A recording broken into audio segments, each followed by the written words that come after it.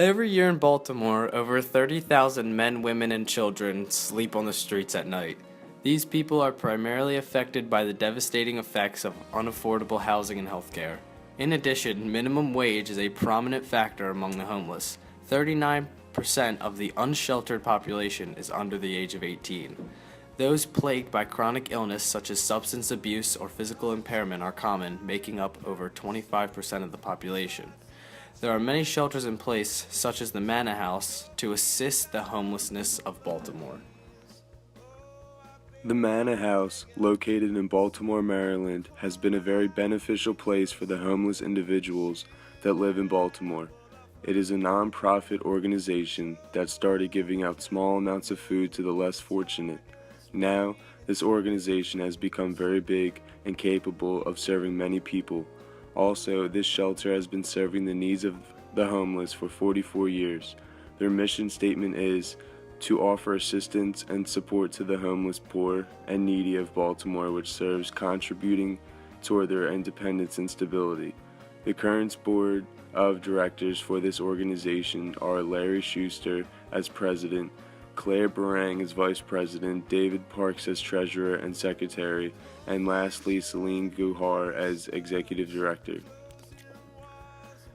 The Manna House deals with physical, emotional, and mental problems of their clients. They also deal with the spiritual needs and problems of the homelessness individuals that come in. It is very common for these people to have been affected by poverty, homelessness, mental illness, drug addiction, and HIV/AIDS. It is also common for them to have numerous amounts of different chronic diseases too. Homelessness is around in all places of the world and can be helped by the benefits that the more fortunate can bestow upon the less fortunate. The Agape House is located in Baltimore, Maryland. Its main service is a homeless shelter for women and children. It provides food, shelter, clothing, and the gospel of Christ to the people of Baltimore. The house was founded by Carl de Borgia in 1983. It was originally designed as a safe house for children while their parents underwent rehabilitation treatment for substance abuse. In 1995, it reorganized its operations, adding programs for both children and adults. The program offers a variety of programs and services. Some of these include educational programs, providing holiday meals, summer learning programs for the youth, and Sunday and Wednesday chapel services. The Holiday Meals program is very helpful during Thanksgiving times. Single parents with low-income families, and seniors can get free Thanksgiving items to prepare a meal for them or their families. In addition to this, during Christmas time, clothing, toys, and shoes are provided to up to 200 children. At the present, the Agape House has received a rise in people needing services. Their aim is to build an organization to build those needs and help the people in need.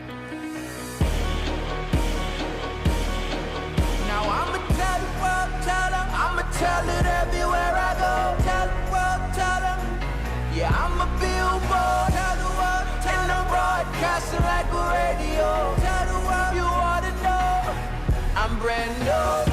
I know one thing's true. I don't even really deserve to know you, but I'm a witness that you did this, and I'm brand new. So I'm ready to go, and I'ma tell the world what they need to know. A slave to myself, but you let me go. I tried getting high, but it left me low. You did what they could never do. You cleaned up my soul and gave me life. I'm so brand new, and that's all that matters. I ain't love you first, but you first loved me. In my heart, I cursed you, but you set me free. I gave you no reason to give me new seasons, to give me new life, new breathing. But you hung there bleeding, you died for my lies and my cheating, my lust and my greed. What is a man that you mindful of him? And what do I have to deserve this loving? Trying to make the moments last, holding on to the past. But like a hero in a dream, Christ came and he rescued me. Now I'ma tell the world, tell them. I'ma tell it everywhere I go. Tell the world, tell them. Yeah, I'm a billboard. Tell the world, and I'm broadcasting like a radio. Tell the world you ought to know. I'm brand new. I came to offer you nothing, but your care and kindness keep coming.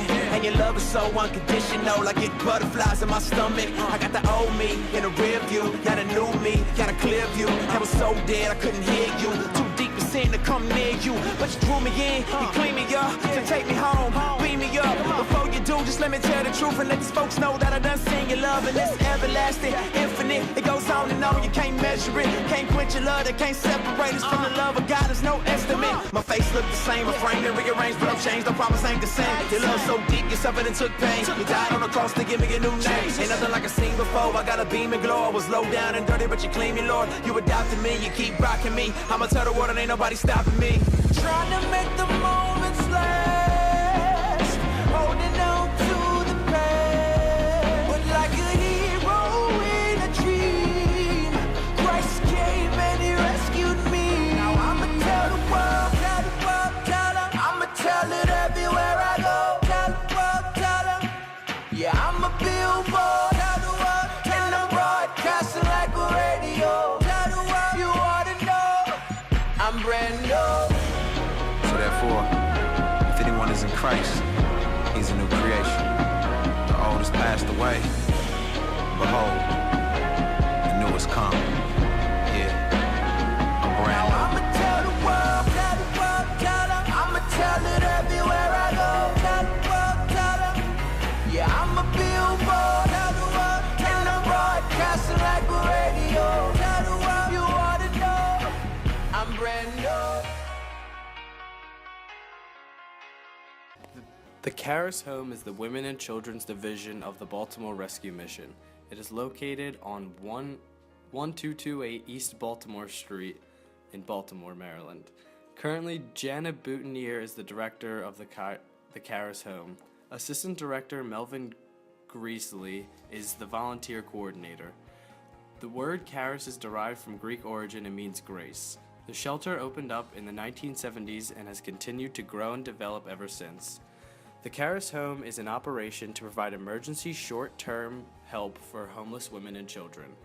The women and children check in at 4 p.m., where they are assigned a sleeping space and a room to relax. At 5 every evening, a meal is served, and shortly after, at 6:30, the gospel session begins.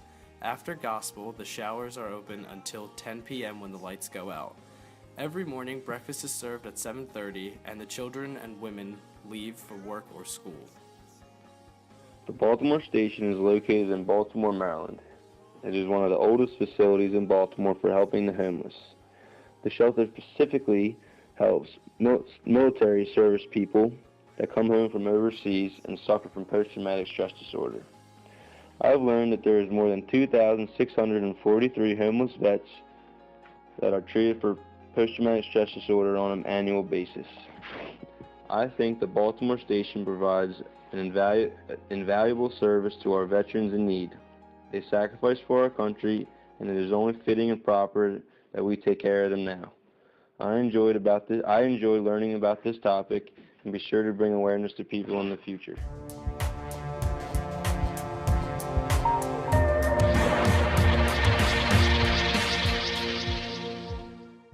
In Baltimore, Maryland on Friday, March 8th, city officials used dump trucks and bulldozers to clear Camp 83, the site of an encampment that more than a dozen homeless residents had made home for years. Advocates and Camp 83 residents, including Michael Wiggins, demonstrated during the eviction to draw attention to the city's policies towards homelessness. I'm out here because I was released from the Federal Bureau of Prison with nowhere to go, and I'm homeless. And the city doesn't promote homeless people to find jobs and schools and things of that type of nature. The move was opposed by advocates like City Councilwoman Mary Pat Clark, who introduced a bill to delay the eviction in order to give residents more time to find temporary housing.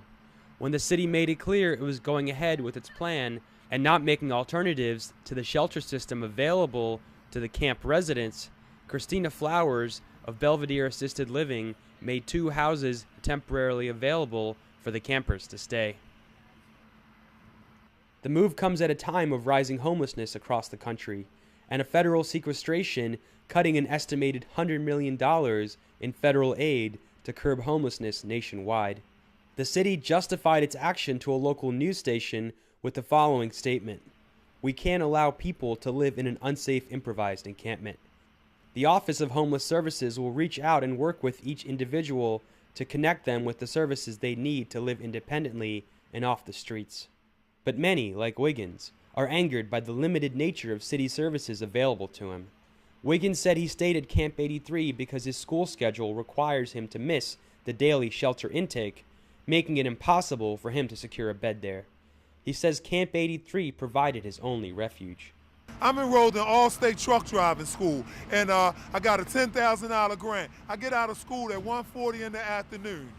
I don't have any place to go at 1:40 because I haven't been counted that day in order to get a bed. So I have to walk around the streets and sleep underneath confinements like this, where and be safe and whatnot because I don't have anywhere to go.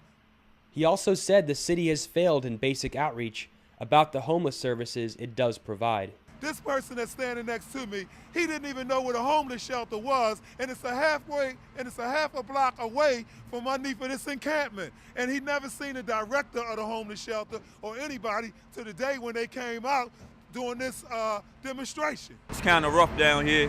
It's kind of rough when we can't get in there because we got to come around here, and it's all walks of life in here. Then you got to be sitting there. You got to be careful who bag you sit by. A fight could break out, and then you look at it, we right here by the jail, so you would think you would be safe, but you're not.